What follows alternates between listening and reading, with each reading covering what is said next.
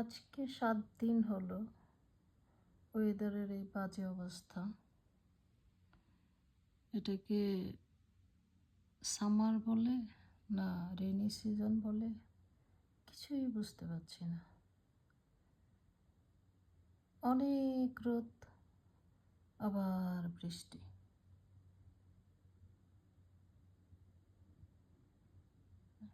একটু আগে রোদ ছিল, বাইরে কিছুক্ষণ বসেছিলাম, 2 মিনিটের মধ্যে মেঘ এবং গুড়ি গুড়ি বৃষ্টি, মুষলধারে বৃষ্টি না।